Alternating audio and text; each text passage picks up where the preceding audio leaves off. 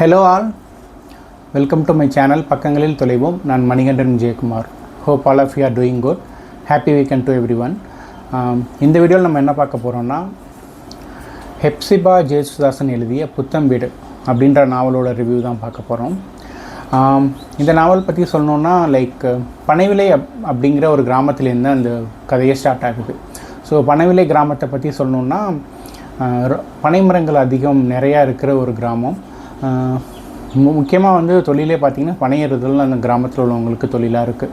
So அந்த கிராமத்தில் இருக்கிற புத்தம் வீடு அப்படிங்கிற ஒரு வீட்டை பற்றின ஒரு ஸ்டோரி, வீட்டில் இருக்கிற லிசி அப்படிங்கிற ஒரு பெண்ணை பற்றின ஒரு ஸ்டோரி தான் இது. புத்தம் வீட்டை பற்றி சொல்லணுன்னா கண்ணப்பச்சி அவர் தான் வீட்டில் பெரியவர். அதுக்கப்புறம் கண்ணம்மை அவரோட மனைவி, அவங்களுக்கு 2 பசங்க இருக்காங்க. மூத்தவர் இருக்கார், மூத்தவரோட மகள் தான் லிசி. கண்ணப்பச்சி பார்த்திங்கன்னா கோவிலில் அங்கே இருக்கிற ஒரு கிராமத்தில் இருக்க ஒரு சர்ச்சில் ஒரு பெரிய பொறுப்பில் இருக்கிற ஒரு மனிதர், எல்லாராலையும் மதிக்கப்படுறவர். அவங்க பசங்கன்னு பார்த்திங்கன்னா பெருசாக ரொம்ப ஒரு செட்டில் ஆகாமல் வேலைக்கு எதுவும் போகாமல் அப்படி தான் இருக்காங்க. லிசியோட அப்பா பார்த்திங்கன்னா எப்போவும் மதுக்கு அடிமையாகி மதுக்கடை, காப்பி கடை இப்படின்னு இப்படின்னு போய்கிட்டு இருக்கு அவரோட வாழ்க்கை. அவரோட தம்பி பார்த்திங்கன்னா திருவனந்தபுரத்தில் ஏதோ பிஸ்னஸ் பண்ணுறேன் அப்படின்னு சொல்லிட்டு அவர் அப்படி இப்படின்னு போயிட்டு வந்துட்டுருப்பார். ஸோ இதுதான் அவங்களோட ஸ்டோரி. புத்தம் வீடை பொறுத்த வரைக்கும் என்னென்னா வீடு ரொம்பவே பழமையாக அங்கே இருக்கிற மக்கள் மத்தியில் ரொம்பவே ஒரு பரிச்சயமான வீடு, ஒரு பழமை வாய்ந்த வீடு. வீடு அவ்வளோவா பராமரிக்கப்படாட்டியுமே ஒரு அந்த காலத்தில் கட்டியிருப்பாங்க இல்லையா, அந்த பழமை நிறைந்த ஒரு வீடு, பெரிய வீடு, புத்தம் வீடு அப்படின்னா அங்கே பனைவிலையில் எல்லாருக்குமே தெரியும். அந்த வீட்டில் பார்த்திங்கன்னா தோட்டமெல்லாம் பார்த்திங்கன்னா எப்போவுமே பச்சை பசேல்னு புட்கள்லாம் நிறைந்து பனை மரங்கள் நிறையா இருக்கும் எப்போவுமே புத்தம் வீட்டில். மாமரம், கொய்யா மரம், பலாமரம், அங்கே இருக்கிற பலாமரத்தில் பழங்கள் எல்லாமே வெடித்து கீழே கிடக்குமா. அங்கே இருக்கிற பழங்கள் எல்லாமே வா என்னை பறித்து சாப்பிடு அப்படிங்கிற மாதிரி ஒரு செழிப்பாக இருக்குமா. மரங்கள் பூத்து கொடுங்குற பூக்கள், அதே மாதிரி பழங்கள், பலா, கொய்யா இப்படின்னு நிறையா அந்த தோட்டமே ஒரு பச்சை பசேல்னு அப்படி இருக்குது. அதே மாதிரி அணில்கள், விதவிதமாக கூவுகின்ற குயில்கள் அப்படி இருக்குது புத்தம் வீடு. இதுதான் புத்தம் வீட்டோட சிறப்புன்னு சொல்லலாம். லிசி குட்டி பார்த்திங்கன்னா லிசிக்கு 10 வயசு தான் இருக்குது. அப்போ ஸ்கூலுக்கெல்லாம் போய்கிட்டு லிசி வந்துக்கிட்டு இருக்கும்போது லிசிக்கு எப்போவுமே டீச்சர் ஆகணும் அப்படின்ற ஒரு கனவு. நான் பெரியவளாகினோன்னு டீச்சர் ஆகணும் அப்படின்ற கனவு. லிசிக்கு அவங்க சித்தினா ரொம்ப பிடிக்கும். சித்தி கொஞ்சம் கொஞ்சம் படித்தவங்க, வீட்டில் உள்ளவங்க, அவங்களோட சொந்த வீட்டுக்கு லெட்டர்லாம் போடுறவங்க, லெட்டர் எழுதி அவங்க வீட்டை பற்றி நலம் விசாரிக்கிறவங்க, தன்னோட பிறந்த வீட்டை. ஸோ அதனால் லிசி அவங்க சித்தியை ரொம்ப பிடிக்கும். சித்தியோட புடவையிலேருந்து இருக்கிற வாசனை, பவுட்ரு வாசனை, அது எல்லாமே லிசிக்கு ரொம்ப பிடிக்கும். அதே மாதிரி லிசிக்கு ஸ்கூலுக்கு வரப்போ லிசிக்கு ஒரு ஃப்ரெண்டு இருக்குது. அதாவது மிஷின் வீட்டில் லிசியோட ஃப்ரெண்டு மேரி தான். லிசியோட கொஞ்சம் வயது மூத்தவளாக இருந்தாலுமே லிசியை அடிக்கடி பார்க்குறது, லிசிக்கிட்ட பேசுகிறது, லிசியை ஸ்கூலுக்கு அனுப்ப சொல்லி அவங்க பெற்றோர்கிட்ட வற்புறுத்தினதே மேரி தான். ஸோ லிசிக்கே அப்பப்போ ஸ்கூலுக்கு போயிட்டு வரும்பொழுது அவங்க வீட்டுக்கு போகிறது ரொம்ப ஹாப்பியாக இருக்கும். மிஷின் வீட்டை பொறுத்த வரைக்குமே ரொம்ப இப்போ ஒரு பெரிய வீடு, ஆடம்பரமான வீடு அப்படின்னு இல்லாட்டியுமே அவங்க வீடு ரொம்ப நீட்டாகவும் அழகாகவும் பராமரிச்சிருப்பாங்க. லிசிக்கு அங்கே போயிட்டு அவங்க தாத்தாவோட போயிட்டு அவங்க மேரியோட விளையாண்டுட்டு வீட்டுக்கு வரும்போதே கொஞ்சம் சோகமாக இருக்கும். அவங்க வீட்டு பிரிக்கிறோம் அப்படின்னு சொல்லிட்டு. மிஷின் வீட்டாருக்குமே லிசியை ரொம்ப பிடிக்கும். ஓகே, அடுத்தது லிசிக்கு அவங்க சித்திக்கு அப்புறமா ரொம்ப பிடிச்ச ஒருத்தவங்க அப்படின்னா லிசியோட தங்கச்சி, அதாவது அவங்க சித்தியோட பொண்ணு லில்லி. அதே மாதிரி மேரி வீட்டுக்கு போகும்போது மேரி ஒரு தடவை லிசிக்கு ஒரு பேசுகிற கிளியை கிஃப்டாக கொடுக்குறான். அந்த கிஃப்ட்டுக்கிட்ட அந்த கிளிக்கிட்ட லில்லி அப்படின்னு பேச சொல்லி லிசி கேட்டுக்கிறான். அதனால் அந்த கிளி பேசுகிறத லிசி லில்லி எப்போ கத்தினாலும் லிசி லில்லின்னு கத்த சொல்லி ட்ரெயின் பண்ணி கொடுக்குறாங்க.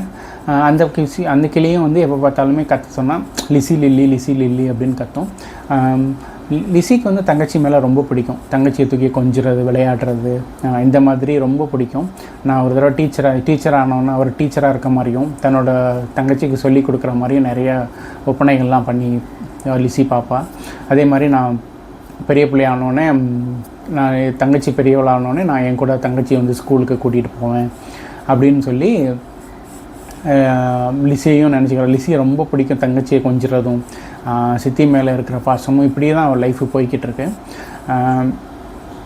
லிசி இப்படி லிசியோட லைஃப் போய்கிட்டு இருக்கும்போது திடீர்னு என்ன பண்ணுறதுன்னா, லிசி வந்து பெரிய மனுஷி ஆகிடுறான். பெரிய மனுஷி ஆனோன்னு என்ன சொல்கிறாங்கன்னா, அவங்க வீட்டில் வந்து இனிமேல் வந்து லிசி வந்து ஸ்கூலுக்கு போக வேணாம், பெரிய மனுஷி ஆகிட்ட அப்படின்னு சொல்லிட்டு இங்கே இருக்க சொல்லிடுறாங்க, வீட்டிலே இருக்க சொல்லிடுறாங்க. ஆண்கள் முன்னாடிலாம் போய் நிற்கக்கூடாது, இங்கே தான் இருக்கணும் அப்படின்னு சொல்லிடுறாங்க. வீட்டிலே இரு அப்படின்ற ஒரு சிறைவாசம் மாதிரி ஆயிடுது. லிசியும் எவ்வளோ கேட்டு பார்த்துமே வந்து அவங்க வீட்டில் விடலை. கண்ணப்பச்சி குறிப்பாக ஸ்ட்ராங்காக இருக்கார். பொண்ணுங்க வந்து வயதுக்கு வந்ததுக்கப்புறம் வெளியில் போகக்கூடாது அப்படின்னு சொல்லிட்டு ஸ்ட்ராங்காக இருக்கார். அப்புறம் லிசி வந்து தன்னை இவ்வளோ போராடி பார்த்துட்டு தன்னைத்தானே சமாதானப்படுத்தி, சரி வீட்லேயும் இருக்கிற வேலைகளை நம்ம பார்த்து இது பண்ணலாம் அப்படின்னு சொல்லி அவளே தன்னைத்தானே சமாதானப்படுத்திக்கிறான். இப்போ வந்து பனைமரம் ஏறி பதநீர் எடுத்து காய்ச்சி அவங்க வந்து அதை கருப்பட்டி ஆக்கி வியாபாரம் பண்ணுறது அவங்களோட தொழிலே. ஸோ அதனால் வீட்டு வேலைகளில் ரொம்ப பிஸியாக போய்கிட்டு இருக்கு. வீட்டு வேலையிலே அவள் இதாகிடுறான். இப்படி காலங்கள் நகர்ந்து போய்கிட்டே இருக்குது. போய்கிட்டே இருக்கும்போது என்ன ஆகுதுன்னா, பனை ஏறுதலே ஒரு பெரிய இதாக இருக்குது. பனை மரத்தில் ஏறி அங்கே இருக்கிற மக்களோட வாழ்வாதாரம், பனை மரத்தில் இருந்து அவங்க காய்ச்சி அதுலேருந்து அவங்க பார்க்குற காசு, அது மூலியமாக அவங்க வந்து வாங்குகிற சொத்து பத்து. ஸோ பனை ஏறுதல் காலம்தான் வந்து அந்த ஊருக்கே ஒரு திருவிழா, ஒரு செல்வ செழிப்பு நிறைந்தது அப்படிங்கிற மாதிரி இருக்குது. ஸோ இப்படி இருக்கும்போது அவங்க வீட்டுக்கு வந்து ஒருத்தர் தங்கையன்னு சொல்லிட்டு பனை ஏறிக்கிட்டு இருக்கார் முன்னாடியிலேருந்து. பட் அவருக்கும் கண்ணப்பச்சிக்கும் ஏதோ ஒரு சின்ன மனஸ்தாபம் ஏற்பட்டு அவர் அங்கேருந்து கிளம்பி போயிட்டுறாரு. அவரோட உறவினரான அன்பையன் அப்படிங்கிற ஒருத்தர் வந்து பனை ஏறுறதுக்காக புத்தம் வீட்டுக்கு வராரு. அன்பையனை பற்றி வந்து பனைவிலை கிராமத்துக்கு வந்ததுக்கப்புறமா வந்து பனைவிலையிலே வந்து ஒரு சொந்தமாக ஒரு இடம் வாங்குறாரு. அன்பையன் புத்தம் வீட்டு பொருளாதாரத்தை விட அன்பையன் வந்து ரொம்ப செல்வ செழிப்பு மிக்கவராக தான் இருக்கார். ஒரு இடம் வாங்கி ஒரு வீடு கட்டுறாரு அங்கேயே. புத்தம் வீட்டுக்கு வந்ததுக்கப்புறம் ஆனால் இருந்தாலுமே அவர் வந்து புத்தம் வீட்டில் உள்ளவங்க எல்லார்ட்டையும் மரியாதையாக நடந்துக்கிறாரு. புத்தம் வீட்டில் உள்ளவங்களுக்கும் புரியுது அன்பையனோட செல்வ செழிப்பு இந்த ஊருக்கு வந்த உடனே தெரியுது. இது மாதிரி இப்படி இருக்கும்போது அன்பையன் போய் அங்கே வந்து பனையேறி இந்த மாதிரி வேலைகள்லாம் நடந்துக்கிட்டு இருக்கும்போது நல்லபடியாக தான் இருக்குது. பட் இருந்தாலும் திடீர்னு அன்பையனுக்கு பார்த்திங்கன்னா ஒரு பையன் இருக்காங்க, 2 பசங்க இருக்காங்க. ஒருத்தர் வந்து ஒரு தொழில் பண்ணிக்கிட்டு இருக்காரு பக்கத்துலேயே ஒரு கிராமத்தில். அதே மாதிரி வந்து இன்னொரு பையன் வந்து படிச்சிட்ருக்காரு. ஸோ அப்படி இருக்கும்போது லிசிக்குமே வந்து வயது இன்னும் ஆகிடுது, 28 வயது ஆகிடுது. லில்லிக்கும் பார்த்திங்கன்னா வந்து லில்லியுமே பெரிய மனுஷாகி தாவணி போடுற வயசு ஆகிடுது. இதே மாதிரி அன்பையன் வந்து அவங்க வீட்டுக்கு போயிட்டு பனையேறுதல் தொழில் இதெல்லாம் பண்ணிக்கிட்டு இருக்கும்போது இப்படியே காலங்கள் நகர்ந்துட்டுருக்கு. ஒரு நாள் வந்து அன்பையனுக்கு வந்து உடம்பு சரியில்லாமல் போயிடுறதுனால வந்து அவரால் வந்து பனையேறுதல் வர முடியல. ஸோ அவரை வந்து மருத்துவருக்கு அனுப்பிட்டு அவரோட மகனான மூத்த மகன் அங்கே வராரு. ஸோ மூத்த மகன் வந்து அங்கே வந்து பனையேறதுக்காக வந்து அங்கே பார்க்கும்போது அப்போ தான் லிசியை பார்க்குறாரு. லிசியை பார்த்துட்டு லிசியும் அவங்கள பார்த்து சிரிக்கிறா அவங்க வீட்டில். உடனே வந்து லிசி தன்னை மறந்துட்டு நம்ம வீட்டோட வந்து கட்டுப்பாடெல்லாம் தெரியாமல் மறந்துட்டு சிரிச்சிட்டோமே அப்படின்னு சொல்லிட்டு லிசியை திரும்பி பார்க்காம உள்ளே போய்ட்றாங்க. லிசி ஏன் அப்படி அவங்கள பார்த்து சிரிக்கிறாங்கன்னா, லிசிக்கு சின்ன வயசில் வந்து அவங்க ஸ்கூலில் வந்து மயிலிறகு கொடுத்தது வந்து இந்த பையன்தான், தங்கராசு அப்படிங்கிற பையனுக்கு தான். ஸோ 2 பேரை பார்க்கோன்னே வந்து தெரிஞ்சவங்க, ரொம்ப நாள் பழகினவங்க, பழைய பள்ளி பருவ நினைவுகள்லாம் லிசிக்கு வருது. அவனை ஏதோ சொல்லணுன்னே அதை பற்றி லிசி பார்த்துட்டு சிரிக்கிறான். ஸோ சிரிச்சுட்டு உள்ளே போய்ட்றான். ஸோ இதனால அவங்க அப்பா கிட்ட திட்டும் கிடைக்கிது, ஆண்களை பார்த்து சிரிக்கக்கூடாதுன்னு சொல்லி அவங்க அப்பா ரொம்ப கண்டிப்பாக இருக்கார். ஸோ இப்படி இருக்கையில் வந்து தங்கராஜ் போயிட்டு வந்து அங்கே வந்து பனையேறுதல் அவங்க அப்பாவுக்கு உடம்பு சரியில்லைனால பனையேறி பதநீரை இறக்கி இது பண்ணும்போது லிசி தான் வந்து அந்த குடத்துலேருந்து இந்த பதநீர்லாம் எடுத்து வீட்டுக்கு கொண்டு போய் கொடுக்குறது. இப்படி போய்கிட்டு இருக்கும்போது வந்து தங்கராஜுக்கு வந்து லிசி மேலே வந்து ஒரு காதல் ஏற்படுது. ஸோ வந்து லிசி வந்து ரொம்ப பிடிச்சிருக்கு. இதனால் வந்து ஒரு நாள் லிசிக்கிட்ட கேட்கணும் அப்படின்னு சொல்லி யோசிச்சுக்கிட்டு இருக்கும்போது, நம்ம இப்படி மாதிரி பனையேரியாக இருக்கோம், அவங்க புத்தம் வீடு பெரிய வீட்டில் இருக்காங்க, இது நம்ம என்ன பண்ணுறது அப்படின்னு சொல்லி யோசிச்சுக்கிட்டே இருக்காரு. கேட்டுடலாம், லிசிக்கு நம்மளை பிடிச்சிருக்கான் என்னன்னு சொல்லி கேட்கலான்னு சொல்லிட்டு பெருசாக வந்து லிசிக்கிட்ட வந்து சொல்ல மாட்டார். ஒரு கீரை விதை இருக்குது, உனக்கு வேணுமா, நான் கொண்டு வந்திருக்கேன் அப்படின்னு சொல்லி லிசிக்கிட்ட கொண்டு வந்தோன்னா லிசியும் வாங்கிக்கிட்டு உள்ளே போயிடுவான். ஸோ இவ்வளோதான். ஸோ அதனால் லிசிக்கும் வந்து தங்கராஜ் மேலே பிடிச்சிருக்கும், தங்கராஜுக்கும் லிசியை பிடிச்சிருக்கும்.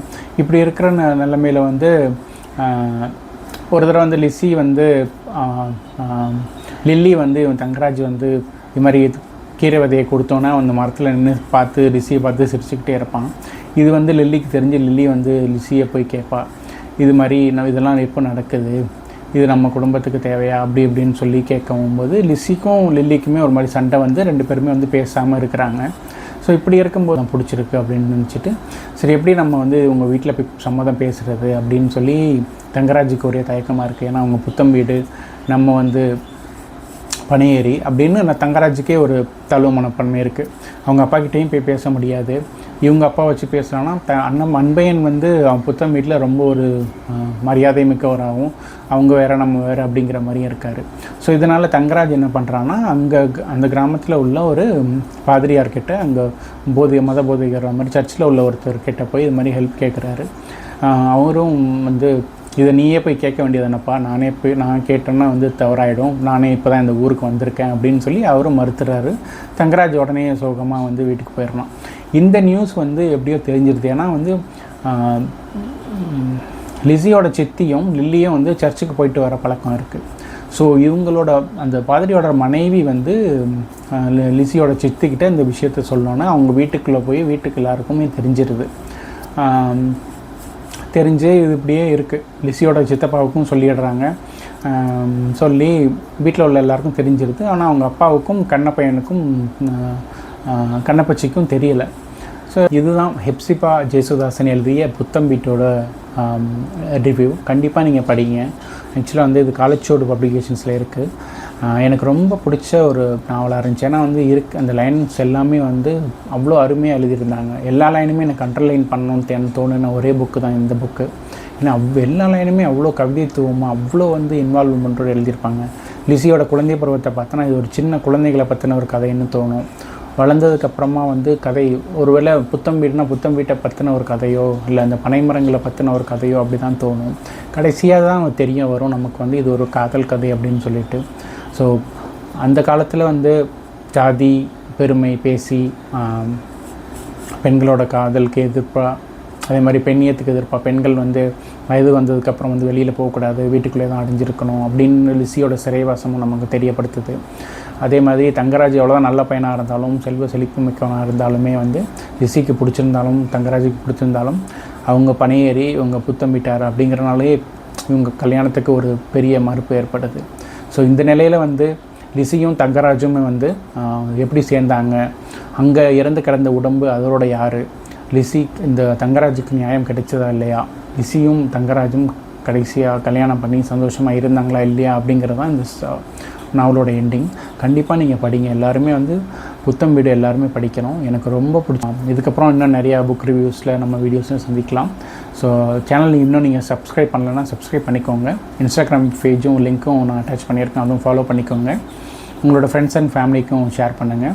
ஏதாவது சஜஷன்ஸ் ஃபீட்பேக்ஸ் இருந்தால் கமெண்ட் பாக்ஸில் கமெண்ட் பண்ணுங்கள். So thank you so much for வாட்சிங். அடுத்த வீடியோஸில் நம்ம சந்திக்கலாம். With me signing off Manikandan Vijayakumar. பக்கங்களில் தெளிவும். பாய்.